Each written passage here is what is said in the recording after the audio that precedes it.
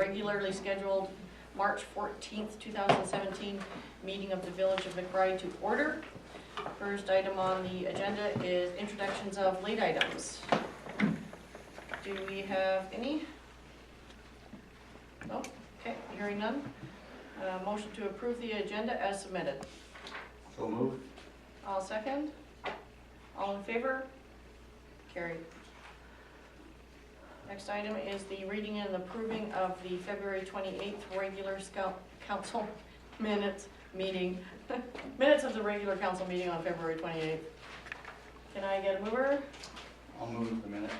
Thank you. I'll second. Any discussion? Any corrections? Yeah, I didn't either. Okay, hearing none, I'll call the question. All in favor? Carried. We'll move on to petitions and delegations. We have Mr. and Mrs. J. Peterson, repairs and replacement of the sidewalk in front of 211 Main Street, the old IGA building.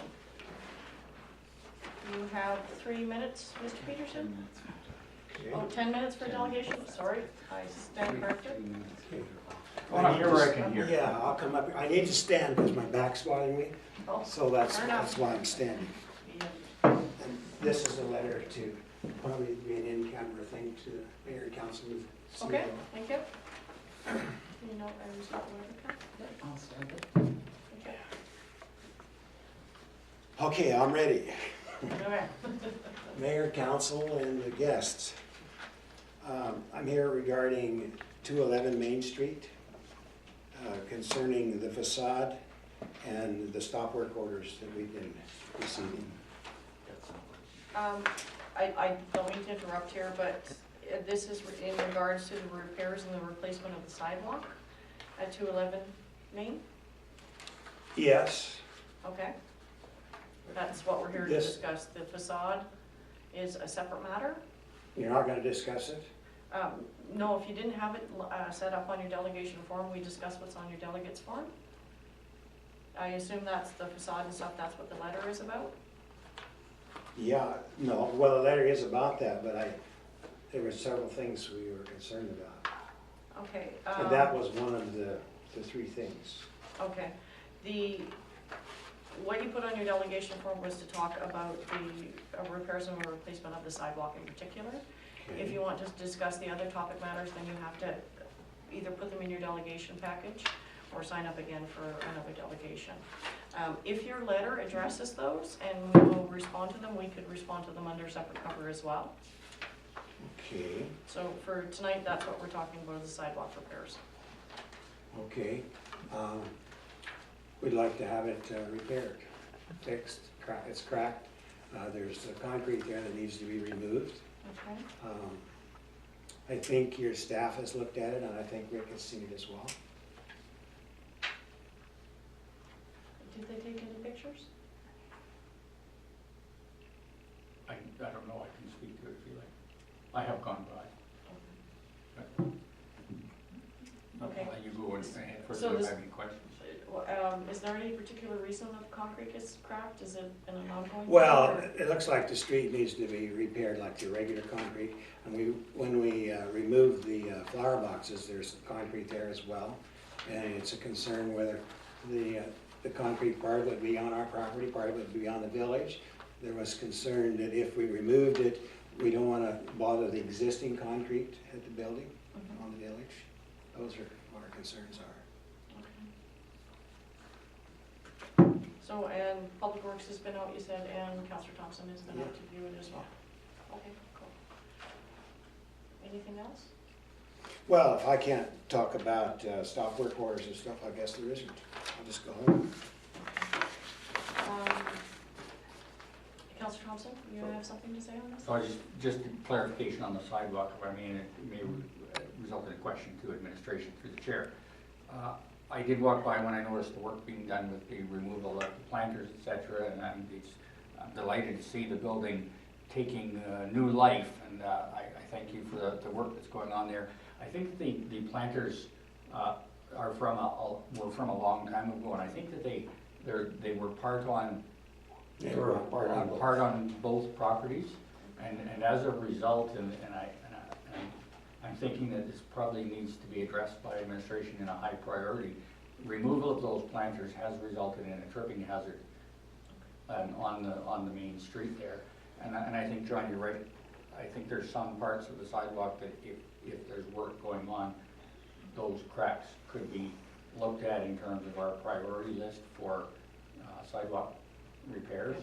But I think the main concern that I've noted, and I don't know who did it, they did a great job of highlighting them with colored paint.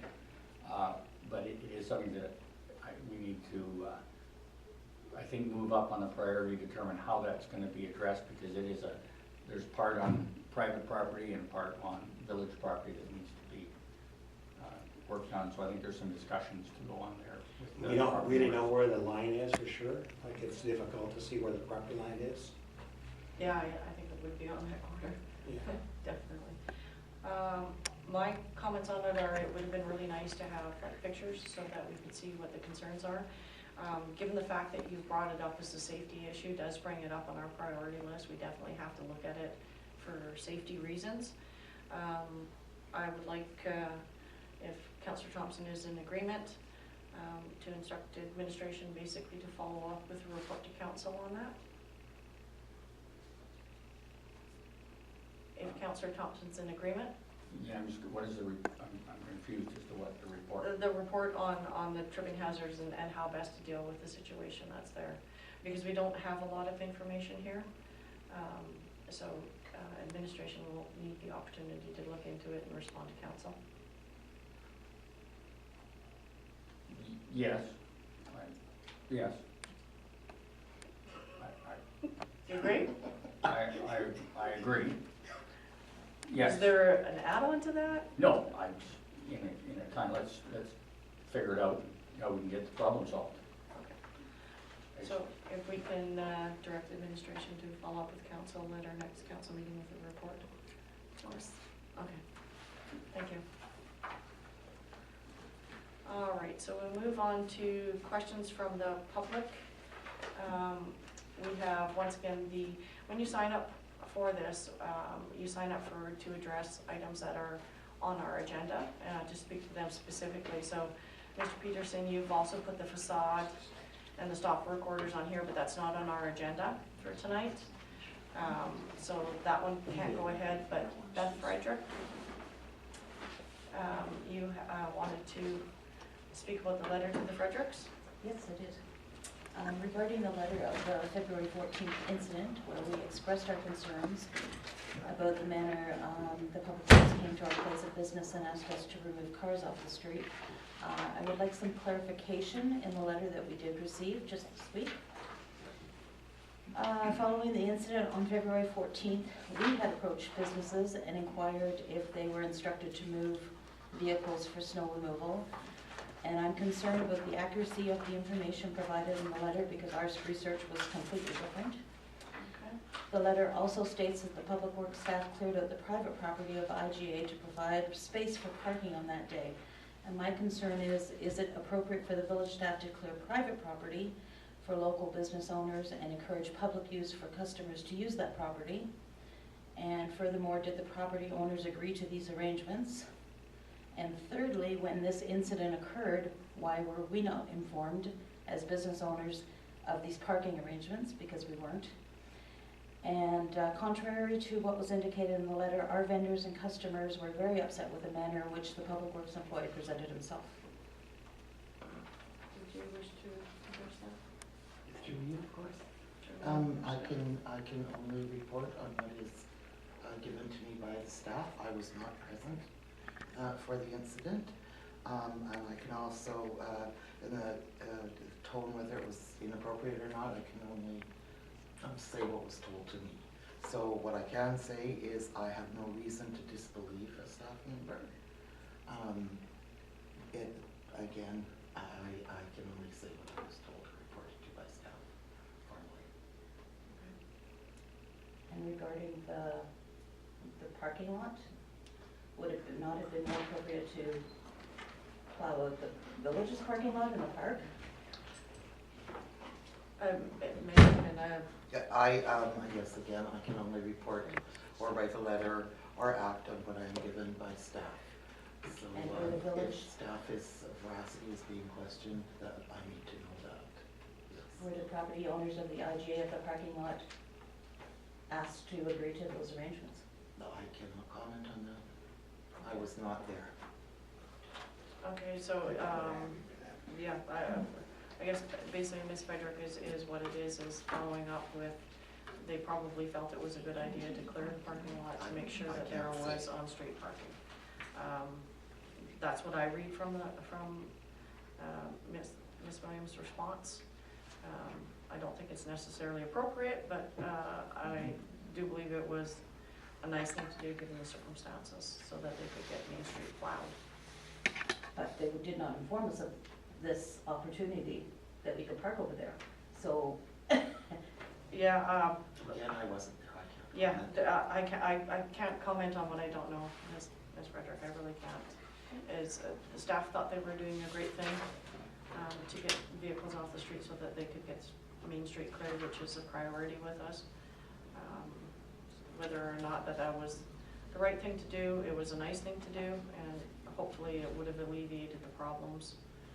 There seems to be some discrepancies on how it was handled, but like Ms. Williams has said, that there have been people that have reported to her that they felt it was handled correctly. So I don't know if there's anything we can really do about it at this juncture. Okay, Councilor Thompson. Perhaps I just comment further.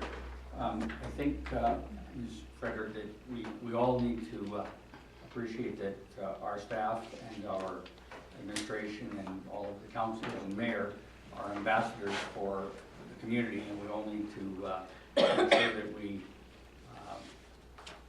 act and behave in a really positive manner about the community.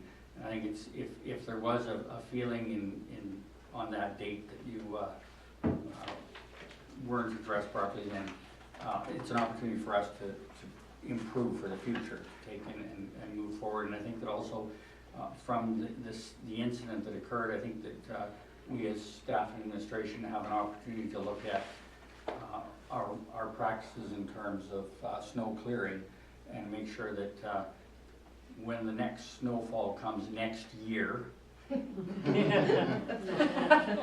we have a better or an improved strategy in place that we can, and that this type of incident won't happen again.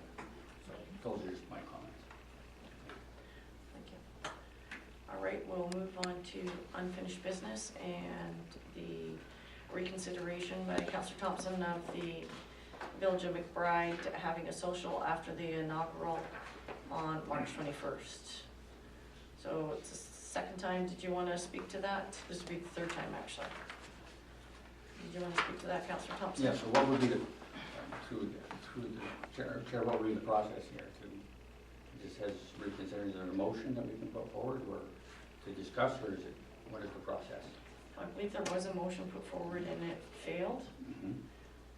So now it's, you've brought back up that you wish for it to be reconsidered.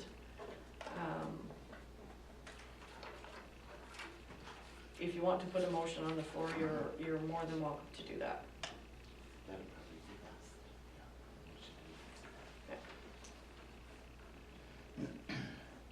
best. Okay, so it's my moment, where was our motion of the last one? The motion at the previous meeting was to hold a short social event following the inaugural meeting prior to some work being done following that. And I would move that we reconsider holding a short social after the inaugural meeting on March 21st, 2017. I do, thank you. I'll second for the purpose of discussion. So, Go ahead, Councillor Thompson. as administration is aware and others are aware, following that discussion, there were a number of community members, many who are here tonight, who expressed their support at having a social and their support to take a bit of time to get to know the new councillors and to alleviate the concern of costs that would be incurred by the village by donating the coffee from the Beanery 2 and others businesses have offered to donate to eliminate the costs for these things, and I think that shows that the community really does want to take a chance to you know, congratulate those new elected councillors on their inauguration. We'll have an opportunity for the photos to be taken so that we can continue the tradition of adding the history to the walls of the council chambers here. And I do note that administration did not find evidence of socials listed or funding for socials listed, but some research that I did is these were just small cost events that were funded through meeting expenses, so they wouldn't necessarily show up as an individual line item, and that they were generally held after the general elections. There wasn't one in 2014, which is correct in the notes given, but there were ones held previously due to from the research that I have. And yes, this is not a general election, but this is a significant election for McBride, and I contend that it's something that is good for the community and good for us to do, to get to know the people that we represent better. So I would encourage support of this event. Thank you. I also received 3 emails in total requesting that we have a social after the inaugural. As I mentioned previously, the $13,000 cost of the election, the fact that it's a by-election, and that we already have a full agenda starting at 3:30 on that day, and we're breaking for the inaugural, to do the inaugural and to do the photo ops. I honestly don't believe that this is really something to celebrate, the fact that we've had 3 councillors walk out and we have a by-election and we have to fill those positions, and that's nothing on 3 new councillors. They ran, they were elected, and good on them for stepping forward. However, we have back-to-back stuff, so I'm not willing to support your recommendation, Councillor Thompson. Any other comments? So just in follow-up one more time. Excuse me. Thank you for letting me take the floor one more time. The comment, nothing to celebrate, I kind of take offense on that, because I think the public process and the election process is a very important process, and I think that every time we have the opportunity to exercise our democracy, it's something to celebrate, and there are many people around the world who would be delighted to be able to celebrate democracy, and so I'll leave it at that. Thank you. I'll call the question then. All in favor? Opposed? And I would like my negative vote recorded. It fails. All right, so we'll move on to council reports. Councillor Thompson, you're up first. Page 20.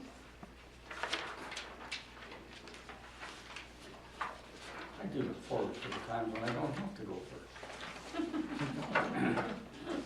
My report is printed on pages 20 and 21 of the agenda, so if people have a chance to look at it online, it was there. I reported in my written report on the regional district meeting via teleconference with regard to the Railway Museum in Prince George and a request for funding. I also attended on March 2nd a video conference on economic development, and I've reported in my written report on the toolkit that has been developed by the ministry to assist communities in doing strategic planning. It was one of the better video conferences that I've attended, and I think there's an excellent opportunity for the village to use this tool and template moving forward with our strategic planning once we get the full council in and we can really celebrate their success. March 3rd, I attended a Rural Advisory Council video conference, just for information, and I supplied to administration a copy of the Rural Economic Development Strategy, building on our Rural Advantages report by the council, and I've listed a link on the report so that it can be viewed by others. And I dealt with phone calls and discussions and walking by buildings and looking at construction and seeing some positive things happening in the community, and I look forward to seeing more of that. Any questions? Thank you. My report is also in there. I attended the geothermal webinar called Heating Up the Rural Economic Development by Ministries of Jobs, Terms and Skills Training on the 28th. It was well presented. Basically, it discussed the 18 most favorable sites in the province for geothermal power generation. Basically, because all of them already have hot springs located at the surface, therefore they're very easy to identify. We also went on to talk about geothermal exchange. One of the things that was presented was a map, one map of BC, one map of Canada, which laid out all the geothermal hotspots, so to speak. And the one thing that I noticed and I commented on to the panel was that the area between McBride and Prince George is absolutely blank. We have no information whatsoever. I asked how this could be corrected, and so one of the things they said they needed was data from wells, the depth of the wells, where wells are located. I had a brief discussion with the CAO on it, and we may be able to find that information and may be able to populate at least some of that field. Corey Marshall was also there from Valemount. She is the president of the Valemount Geothermal Society, which incorporated in May 2016. She talked about their vision to become Canada's next geothermal village. Proposed plans include using geothermal power at the Valemount Community Forest Industrial Park and to pursue the development of a new hot pool, not hot tub pool.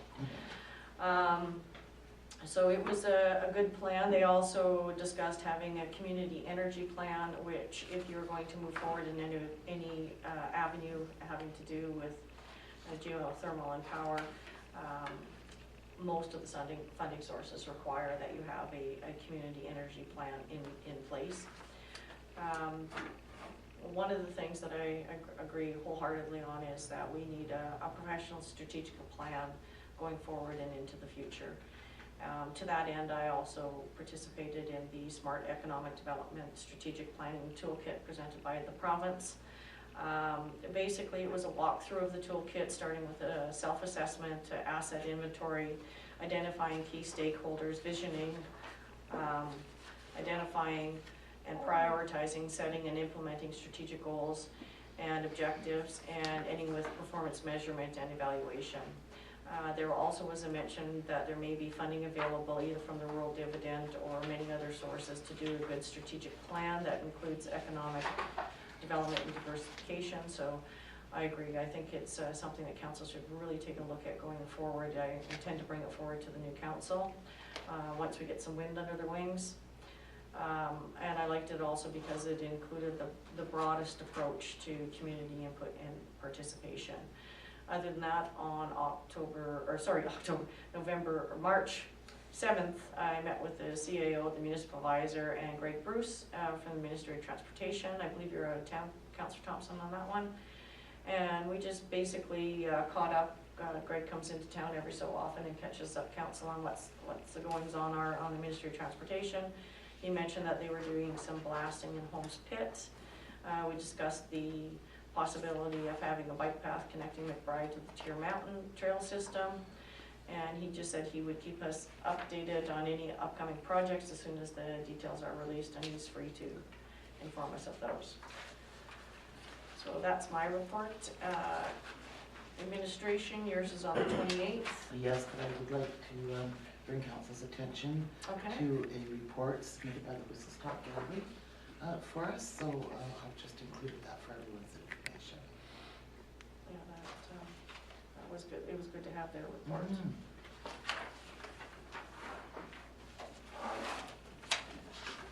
we have the revenues and expenditure reports to February 28th, and then the public works report. Any questions on those reports? Councillor Thompson. Question on the Public Works report to the chair, to administration. I'm looking at, I think page 35, top, and I'm just looking for clarification on water distribution level 2. I'm assuming this is training opportunities and level 1 wastewater. That's correct. So what, can you just clarify what we're doing here? Training staff for the wastewater, level 1, and for water distribution, level 2. And I guess, when, do we know, when is that, our staff members out of town at that time, when is that? One occurring? staff member has completed their training, I believe they were successful, they mail the test results to us, they don't receive them immediately. The other staff member leaves this Sunday for a week of training.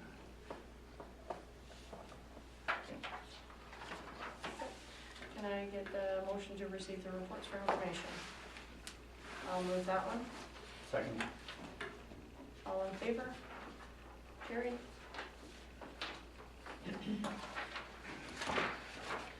All right, so the next item is under correspondence.